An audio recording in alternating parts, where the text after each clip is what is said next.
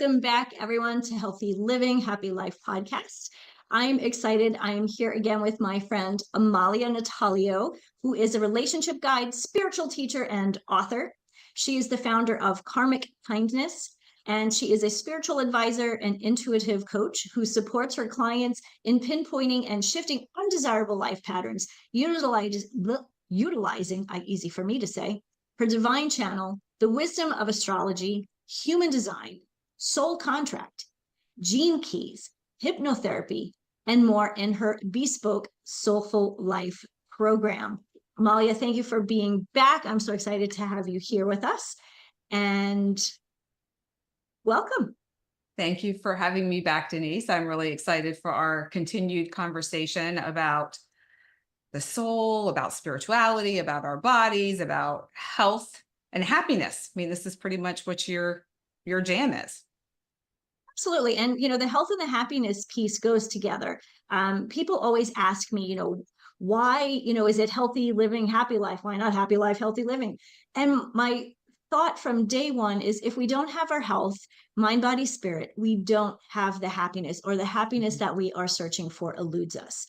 And I think you can definitely explain that a little bit more in our conversation.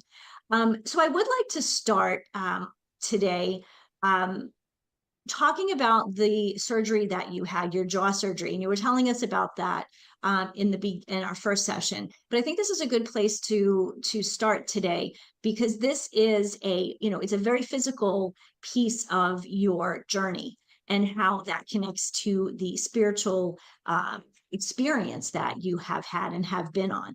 So I open the floor and the mic to you, my friend. Well, thank you for the floor and the mic. Great question. It was a huge catalyst for me. And I actually wrote about this in my upcoming book, We to Me, A Story of Love, Loss, and Liberation, which I'll make sure I give you the info on that so folks can check that out if they're interested. The jaw surgery that I had, just to remind folks who didn't hear the first episode, or maybe it's been a little while and they happened upon this one. I had a 9-hour jaw surgery. I was in the hospital for 4 days. I was unable to eat anything other than pureed food through a syringe that I would put in the back of my mouth. My jaw was wired shut, and I was not really able to get back to life as normal for about a year. And even then I had limited use of my jaw.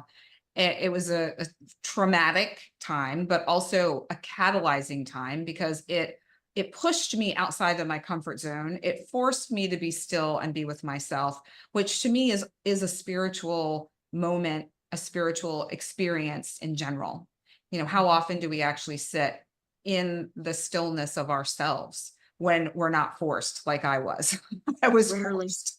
And that really allowed me to get to a place of understanding around that little voice that was inside of me, prompting me and urging me ever so gently towards the path of starting KarmicKindness, my business, which at the time was a jewelry business. And I feel like that's part of that spiritual experience, is the issues you have in your life that connect directly to your soul, nudging you or guiding you to a different path, to another way of being, another way of experiencing life. And had that not happened, I'm not sure that I would be sitting in this chair talking to you today, because I was living a generally good life. It felt like something was missing. And that led to subsequent other health issues that also led to infidelity in my marriage, and subsequent what I call disentanglement, which is what most people know as divorce. And then it also led me to a path of finding another love and moving to another state. And so those are all parts of my experience that tie in the physical experience of the surgery and the body and your physical experience here on earth, with the spiritual of that little whisper and nudge that there's something else. And then following my own intuitive knowing to spiritual breadcrumbs that were left for me, and opening myself up to see the signs, to follow the the little signpost that would light up in front of me that I feel like a lot of people see but ignore for all the reasons. Not enough money, what would people think? I can't, I'm too old, I'm too young, I'm not smart enough, like all the things that Right. really are excuses for you not stepping into what your soul wished to experience here. And that's not, I don't want to come off as making that sound judgy, because there is no time frame. It can happen anytime. If you don't finish it now, you can finish it in another lifetime. Again, from that's my belief system. And I have the gift of being able to see other lifetimes of mine and be able to put the pieces together. So that's why I can say, I know this to be true. And I feel like there's so many stories I could share on that, but I'll just leave it there. We may come back to one of those stories. If not today, another time. Because that to me is mind-blowing. It really is. And I know there are many people like you that are intuitive in these ways. And I wish I was more that way. And maybe that's something that I can learn. And maybe that's part of why we're having these conversations, is this is something that we can learn. And like you said, maybe it's not it's not completed in this lifetime, but I think if we're always open to learning, we're always opening to growing. Oh yeah, I love that. I like Very growing. nice. Growth is good. Yes. It can be But uncomfortable, but it's good. yes. On a side note, and I'm just curious, when you had your surgery, how old were your kids? Because you have 4 kids. So how old were they? I had one in college, one soon going to college, one in elementary, and one in middle school. So you had a lot of other things going on in your Oh yeah. world. Oh yeah. with It wasn't 4 kids. just, yeah, it was not just like, oh, this is not a big thing, the kids are grown. It was a lot of Right. juggling. My husband at the time did the best that he could to help out, but he was also running his business. One of my oldest friends, she came up and stayed for about a week, which was such a blessing. Thank you to her, to help out, because there was no way that I could have managed and functioned. And I had a small posse of girlfriends who came and helped out, and grateful for them, and neighbors that brought meals for the family, and I couldn't eat them, but the family could. So it was really, really, it's one of those situations. I feel like when you're in a crisis, someone gets married, babies, someone dies, who shows up, who's there and who's not. So it was, to me, another one of those times in my life where it was a clearing out of some people and a welcoming in of others. So there were some where I was so shocked that they came to my rescue and checked in with me and really cared, and other people that I thought for sure would be there, and they were completely missing in action. So, I feel like there's big moments in our life, they're catalysts, whether it's a jaw surgery or anything else, to make a change. Something has been changed in your world, and then you can adjust and adapt, or you can be swept under by it. And I think we always have a choice. Oh, absolutely. And I think it was important for us to hear about, the kids, because if this was something, the kids were grown, they're out of the house, that would have been a very different situation. So, when I talk about the growth, wow, I mean, talk about how much you grew and had to be a very, a much stronger person, a bigger person, even without being able to eat or talk very much. I can't imagine that. I'm sure there are days that my husband would love the fact that I couldn't talk just for an hour. I'm a communicator. I love to talk. Same. So it's just, I guess I'm still so intrigued by like how all of these pieces and how beautiful it is. Like you just said, people came who you may not have expected, and other people. And it's so true in life. And that's really where I see, that people come, the reason, season, lifetime type of friends. And sometimes that, a lifetime friend, isn't necessarily your entire life. It could be like a big chunk of life, but then, life changes, things are not the same. You go in different directions. And I think it's important for people to understand that that's okay. It is okay. I feel like there's Mhm. a lot of pressure put on us as a society and a culture, at least in the US, that we have to have friends forever and we have to stay married forever. And it's this lifelong commitment, even though divorce rates are pretty high. About 50% of people who get married get divorced. And of those, there's a pretty large percentage of couples that divorce because of infidelity in the marriage. So there's a breakdown somewhere along the way. And listen, I'm a huge advocate of people, souls that find each other again and they stay together for a lifetime, and they have challenge, they have struggle, they work through it, and they find a way to happiness with one another. Mhm. All for that. I'm not anti-marriage.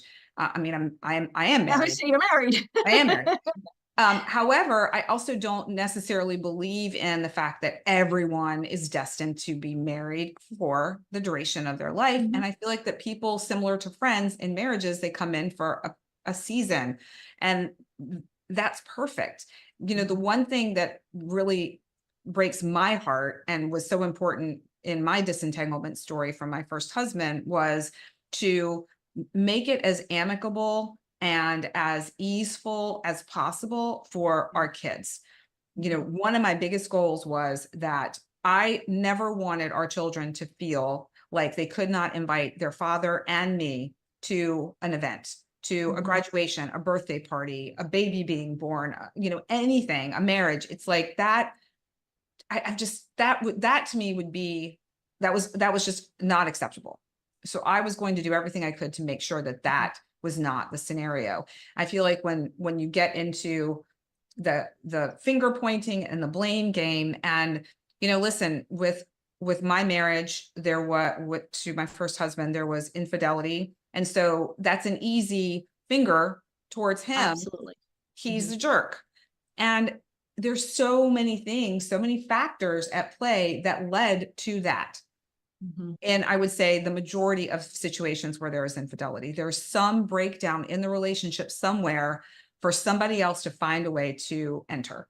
And so I had to really take responsibility for my part in the relationship, in our marriage. And that doesn't Mhm. excuse what happened by any stretch, but it also made me responsible 100% for me, and that Mhm. meant that he was 100% responsible for him. And I think for me, being able to take the pressure off and be like, I want it equal, that made it equal. I was able to go, okay, you're responsible for you. I'm responsible for me. This is how I'm approaching things going forward. And it wasn't easy. It was, even now, Can't imagine. a few Mhm. years later, still have to check in with myself and make sure I'm not defaulting to old beliefs and Mhm. feelings, to be really present with myself and with him, because I really truly love him for being the father of my children and for the 25 years that we had together. However, that part of our agreement, if you will, is complete. I mean, pretty much the way I shared with him when, I was like, I reached my threshold, and I said, I believe our karmic expiry date has come. It was like we had finished what we came to do. We had karmically balanced. And granted, it's not perfect. There's always some nuance to it. And we have these 4 kids. So there's always a connection with us. But it definitely felt like we have an opportunity here to do this differently and to not be in a Mm. place where Yeah. there is contention and Right. and negativity and just that Mhm. toxicity that often happens when there's divorce. Not always. I'm seeing more and Right. more people are coming through these disentanglement processes with a friendship intact, or at least being Mhm. able to be together in a social situation without wanting to rip each other's head off, which I say more power to you. That is fantastic. I think it's really important because, you said, you guys have got 4 kids together. And so, married or not, you're still part of a family, the units changed, the dynamics have changed, but you're still family. Yes. And I think it's such honestly, it's a very mature way of looking at it. And I think most of the people that I know that have gone through disentanglement, there there was a level of immaturity that was so blatant. And I think that's a lot of the finger pointing and the blame game. Usually what I've seen, and I'm thinking of two different situations. One person kind of got to their, to their threshold and said, this is where we are. We've tried this, and we need to do something different. Mm-hmm. And the other one was more, I'm just not happy.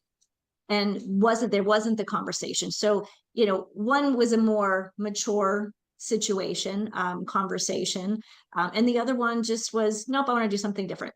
And that's fine. I mean, they made their choices. But I think especially when kids are involved,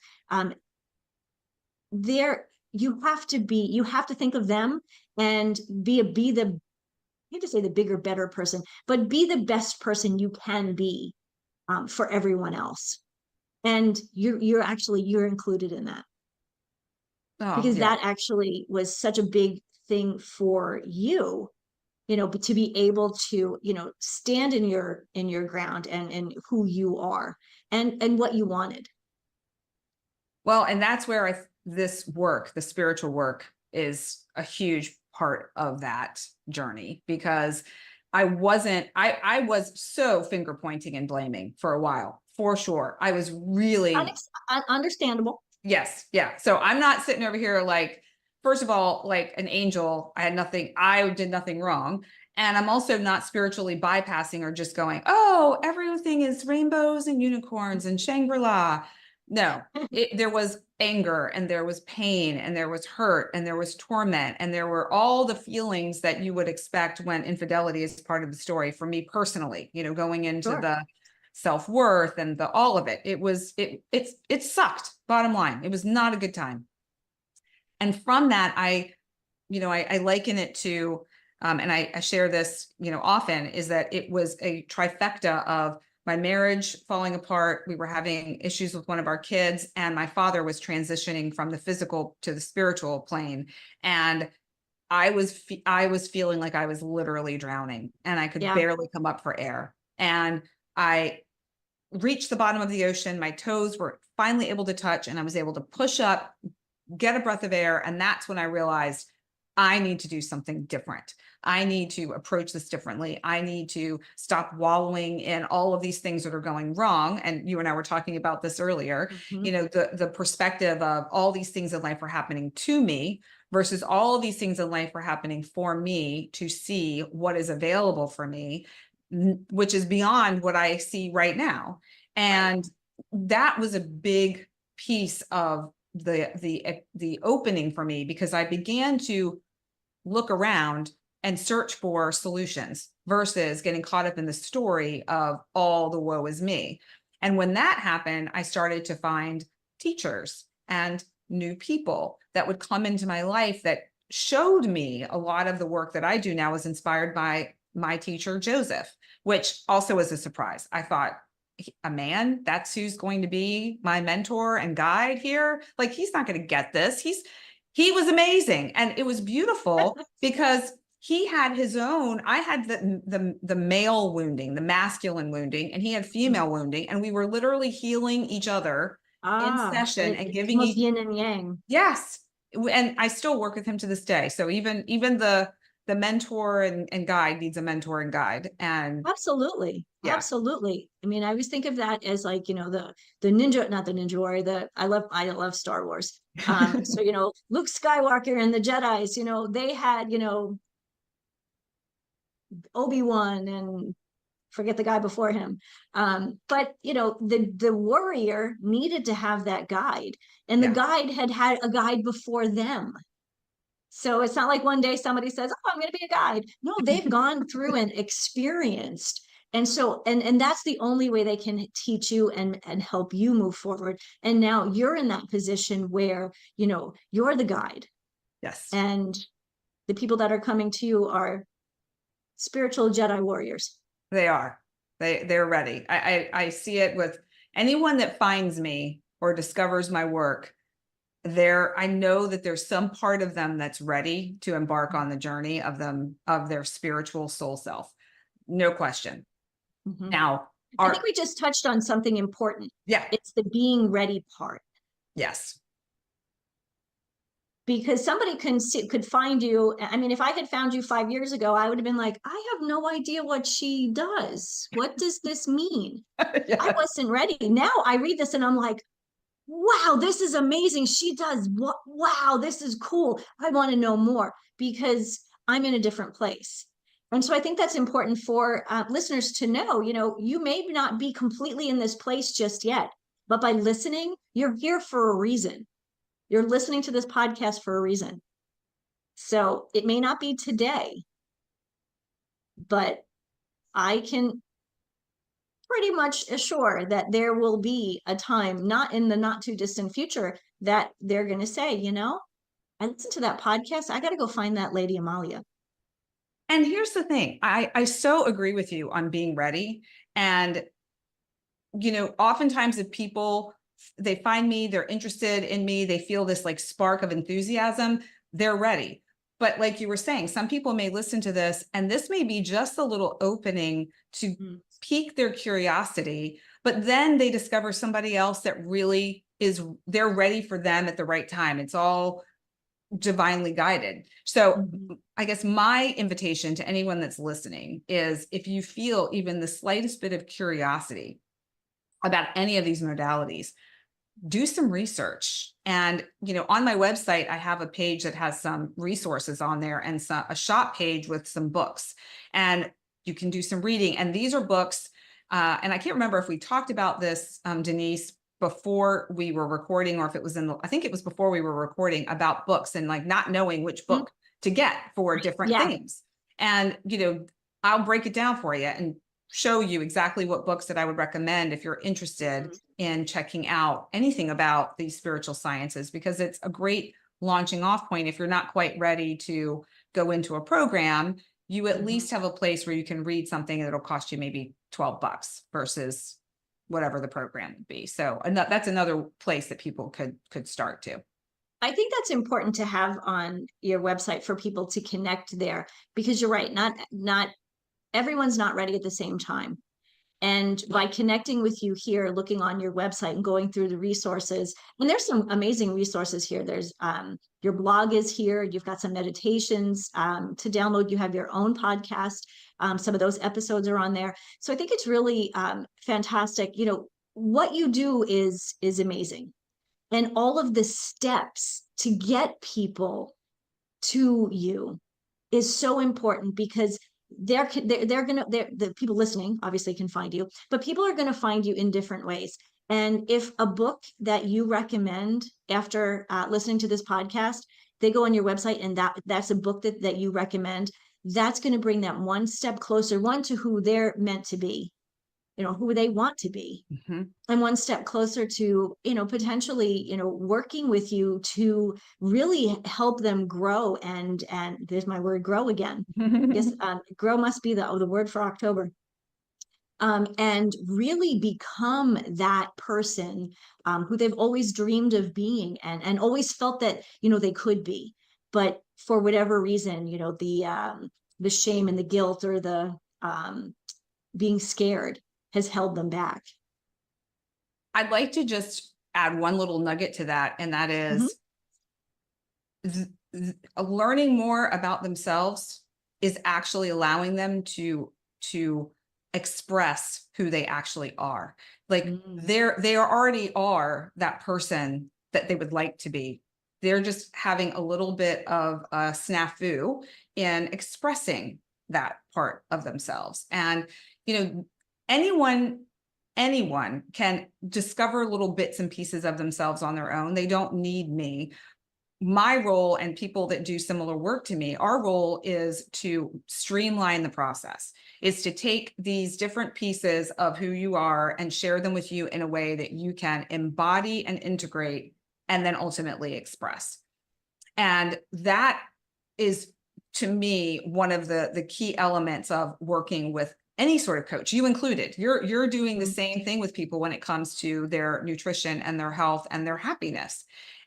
Something else you mentioned earlier too about intuition and, you know, that kind of guidance that we get. Yes, I have the pretty easy ability of accessing intuitive knowledge and, you know, connecting into the dream world and other dimensions. However, anyone can. It's just a matter of practice, and it's also what you came here to experience. So I know, and this may be for another podcast, but I'll just give a little teaser. I know from my marriage that I needed to have information about our other lifetimes together, because of the fact that I tend to be someone who's like exit stage left if it gets too emotionally challenging. And he doesn't have all of the same memories because he doesn't need them. He knows innately, he knows from the center of his being, of his heart and his soul, who I am. But I needed more information. So I was given more information. So somebody else in a different situation in their life, whether it's love or work or whatever, they may have just enough of a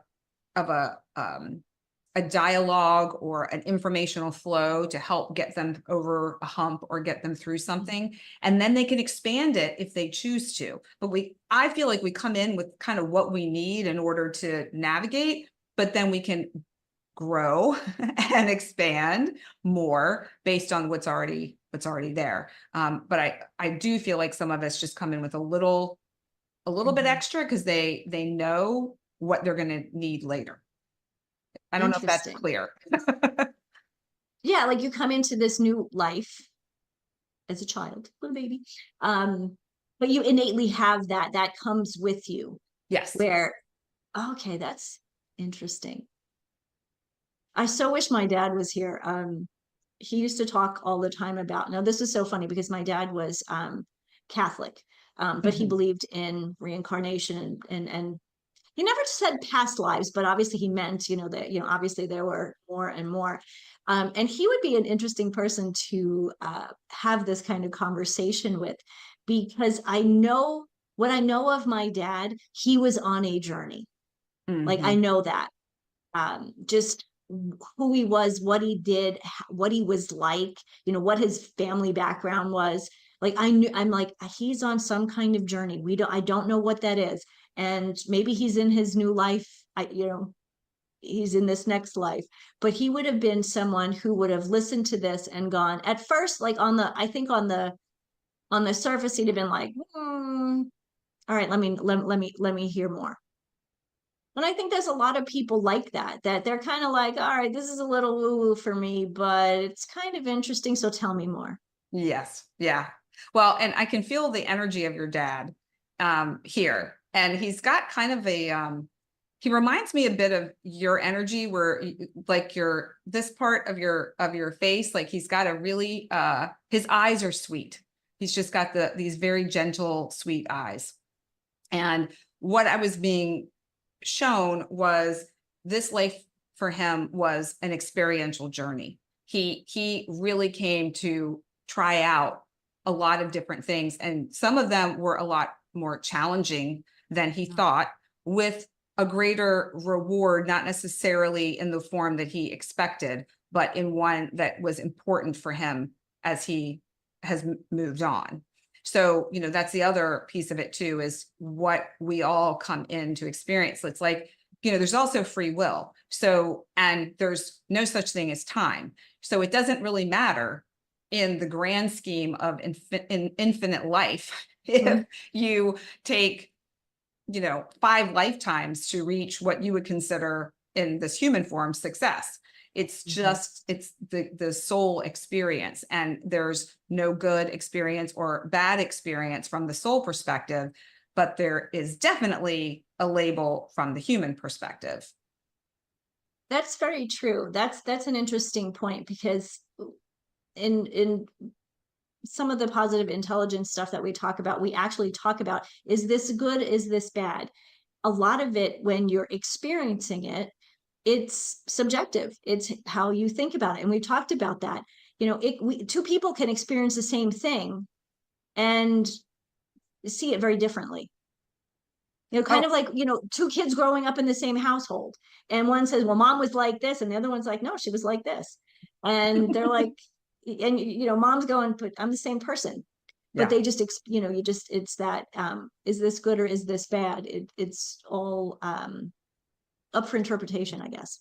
Absolutely. Absolutely. I do my best in even the most challenging situations to ask myself a number of questions about what's happening, what lesson is in that in it for me, what can I glean from it, what can I do differently, is there something that needs to change, is there something that I need to speak to another person if somebody else is involved, and really do, and it's a deep dive that's only a short period of time. It's not like I'm spending hours in meditation over it. It's just reflection. Mm-hmm. And, you know, from that place, even if it's very difficult in the time, I can't think of any situation that I've had in my life thus far where on the other side of it, I didn't see the beauty of the wisdom of the experience that I had. And, you know, bringing it back to the jaw surgery and my disentanglement. And, you know, a lot of what we've been talking about here today too, is when you're in those catalyzing, what I would call a dark night of the soul, that time when your soul feels like, oh, and So heavy. I just can't imagine another moment feeling the way you're feeling. That right there, to me, that's the gold. That's when you know you're the phoenix in the fire and you're getting ready to be reborn into this form that you cannot even imagine in the moment, but is so magical and so incredible and so who you actually are, that I see those challenging times as beautiful times. I love it. I love it. And I think you make a very good point. It's about stepping back and reflecting. Um, we're all so busy. Mm-hmm, I mm-hmm. hate that word, but that's what we all say. Oh, I've been busy. Oh, I'm too busy. If we're too busy to think about who we are, who we want to be, what we want, we're never going to be able to become that person. Mm-hmm. Yes. And so, last thoughts before we close out. Any last thoughts you have for us? I feel like when you're reflecting on your life, and let's just say you have no sense of yourself beyond what you've experienced so far. You don't know anything about these spiritual sciences I'm talking about, and you're not so sure about astrology and all of that. If you were to go to a place in your mind's eye that is a place that you feel like your best self, where you feel at peace and content and joyful in your body, wherever that place is, if you go there and you're sitting there, whether it's on the beach or a mountaintop in the middle of the woods or next to a pond, or maybe it's, you know, in your favorite cafe, wherever that is for you, imagine yourself there. And in that place, when you can feel it and you can embody it, reflect on, imagine and dream and visualize what would bring you joy in your life. What are you doing? Who are you with? What does your life look like? What does your life feel like? And after you do that, and you know, I actually have a meditation on this. It's on my website on resources that's free for people to access, with a little insight sheet bundle where they can jot down their notes. You can then take an action step towards that. And one small step towards that future that you now have articulated and crafted in your mind, which is now done, by the way. Once you imagine it, it's done. Mm-hmm. It's just the time between the imagining and the lining up with it. I think that's where people get tripped up. And I've fallen in that trap too, trust me, plenty of times. And I'm actually in one right now where I'm waiting for the gap to close. The gap to close. Yes. But it's just continuing to stay in that vibration of that vision for yourself. You know, people talk about this all the time. It's that feeling you have, you know, I mean, when I just described that place that you feel content and peaceful, I saw you, Denise, you went there and you were there. You had this, your face changed. Anyone watching the video can go back and see it. I mean, it was like, just like, oh, yeah. think about that for a second. If you can access it like that, and you're not the only one, anyone that's listening to this could, then just think about if you stay in that state of that feeling, you're going to attract more of that to you. And then that closes the gap a whole lot faster. When there's other people involved, I hear people say this all the time. Well, what about if there's other people involved? It's still the same thing. And they have their own free will choice. But if you're in a vibration that's ready for them and they're ready for you, you will automatically connect with each other. I mean, I was not looking for my current husband. I actually was like, oh my gosh, I'm not ready for this. But there was just no, once the train was on the tracks, it was on the tracks and gone. There was nothing I could do. But that's the thing. It's like when you're energetically ready, it happens. And so dream it. And I did dream it. And maybe in another podcast, I'll share a little bit more about how that happened. And it's just, we live in such a magical world that I would love for people to be able to play in a way that is truly aligned with who they are, understand who they are, understand their strengths, understand the karma they came in with, the things, their challenges in a different way, and then be able to live a life that truly is the magical, mystical being that they are. I think that's the title of our next conversation, is the magical world that we live in. Oh, I love it. You said it. I wrote it down. I love it. Amalia, thank you. It is great talking with you. I love learning and feeling. What I love about this is I really do. I feel when I'm talking with you, and I hope that our listeners get that too. Like, I feel your energy, and I feel myself, wanting to learn more and get excited. And like you said, I knew my happy place, and I think these are the reasons we share these conversations. So thank you. Yes. Thank you, Denise. It's been such a joy to be here with you. Last thing before we go, I want you to tell everyone, how can they find your book? Okay. So my book can be found at we to me, WETO me.love. And they could also go to KarmicKindness.com. And there's a tab that says We to Me on the homepage, or they could do Karmic Kindness /we-to-me. So lots of different ways to find the book. Lots of different ways to find that book. Okay, so We to Me, everyone, that's the book that we are going to all go and search for, because it is just going to make life so much different and make changes in your lives that you cannot even imagine right now. So again, Amalia, thank you. Thank you to our listeners. We will be here again. So until next time, I leave you with this: healthy living, happy life. Have a great week, everyone.